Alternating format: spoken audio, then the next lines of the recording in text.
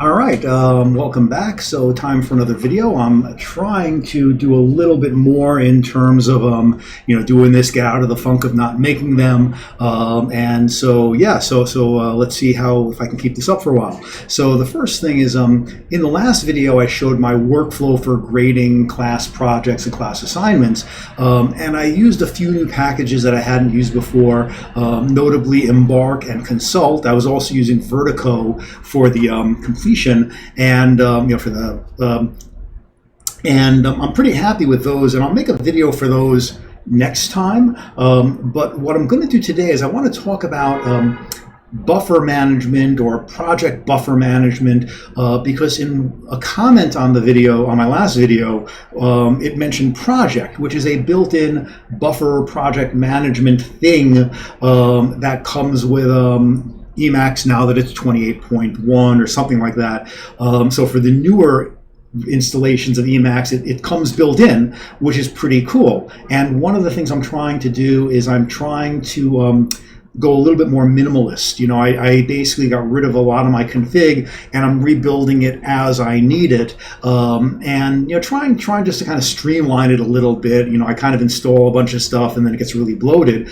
And in the past, I was using Bugs package, Projectile, and Projectile is really, really nice. But I figured I should look at Project and see if it's as good, or even if it's just good enough. And I have a video which I have linked on the blog post to go with this, to my last blog post and video on Projectile. So definitely check it out. It's really a nice package. Now, full disclosure,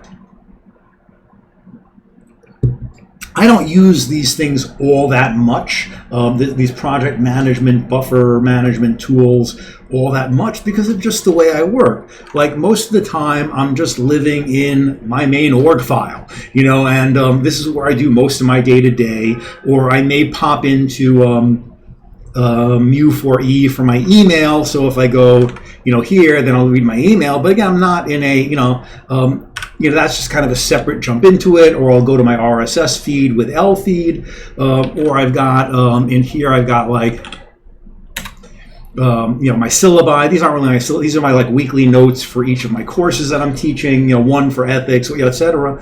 So I'm just kind of bouncing around between these few files, and that's it. And it's just not that much. But I do use Projectile, or I was using Projectile.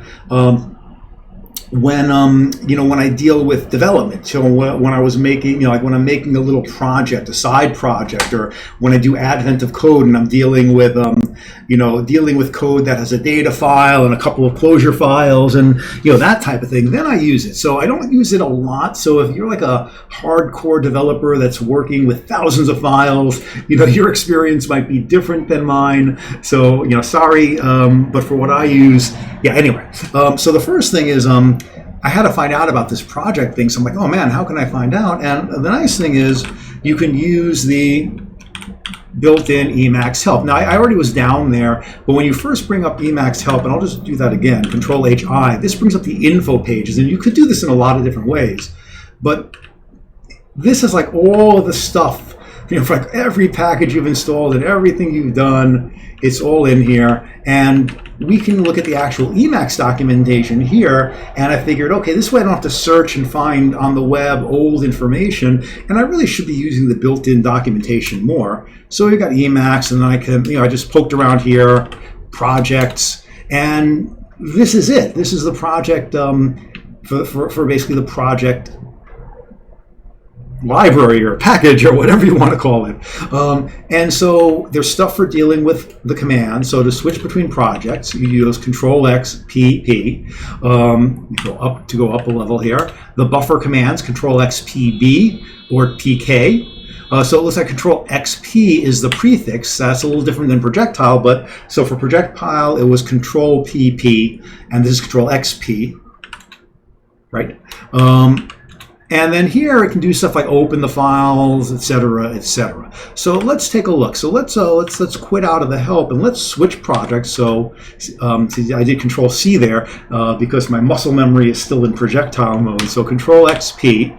and I'm using which keys, so that brings up all my help on the bottom, it brings up the next keys. So let's switch to another project, and I did this before, so notice that, and this is using Vertigo, consult, orderless, using all that stuff. So if I just did the regular, if I just turned off Vertigo mode, and I'll show Vertigo in the next one, in the next video, it's just a regular interface. I can use tab completion, and notice I can do my 135, that's my web page for my 135 class, Hugo blog generator, that's for my blog, and then I can also choose a directory. So I just want to turn Vertigo back on.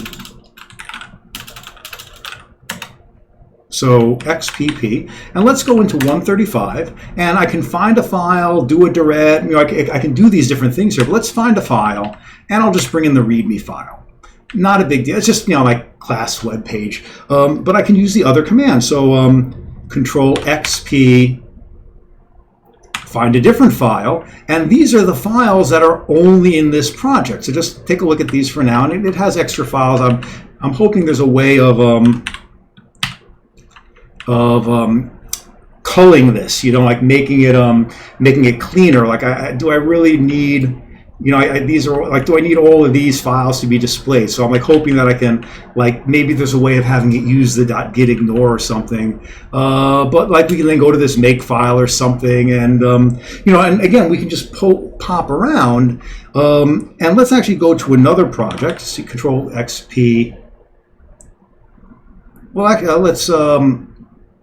let's actually go into a shell here. So S for shell or E for E shell. And notice we're in the main 135 directory. Even though this file is a little bit down the directory, this brings me up in the directory. So that's kind of a nice feature. So I can bring into a shell, get out of the shell. So I can just bring up a shell in my project.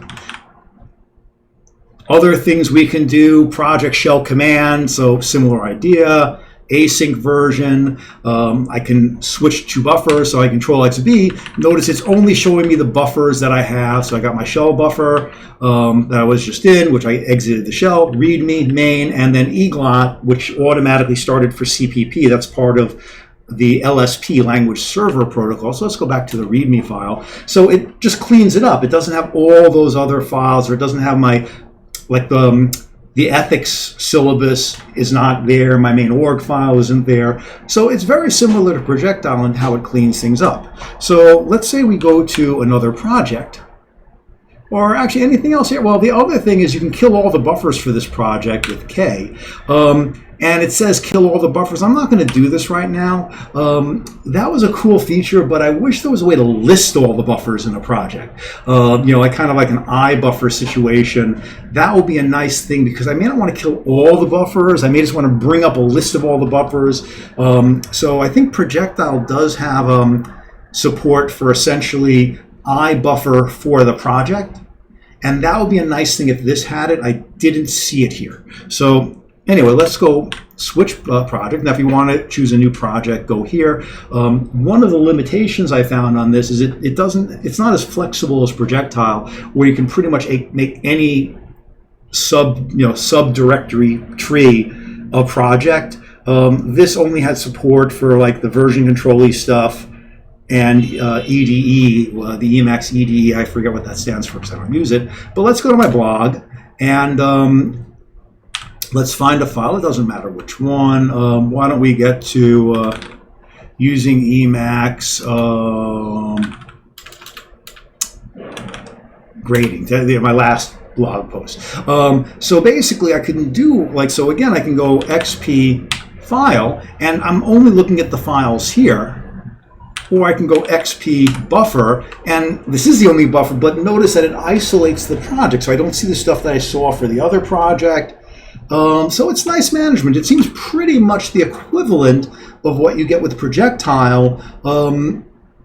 Not quite as fancy, not quite as slick, and not as much, but for the basics, and it's built in. Another thing that I like about this, or I seem to like about this, is it also does have the regex search, and I haven't looked to see how it does this, but let's say I want to look at MathJax.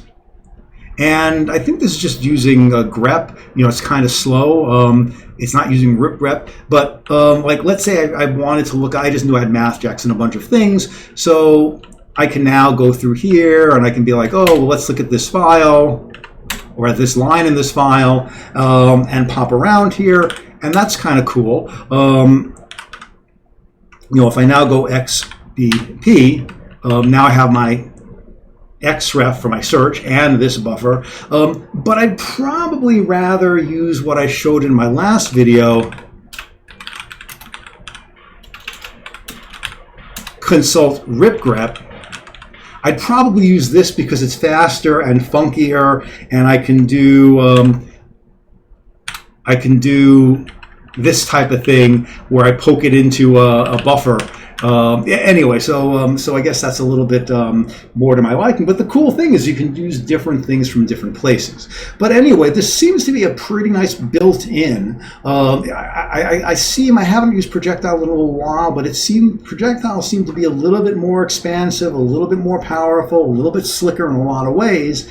But this is built in, so you don't have to add anything to it. It's just right there out of the box. So something worth checking out. Next time I will probably try to do something on Vertigo, Consult, Embark, Marginalia, that whole cadre of packages which I'm playing with now, as opposed to using Ivy, which I was using for a long time. All right, but that's it for today, and yeah, so enjoy.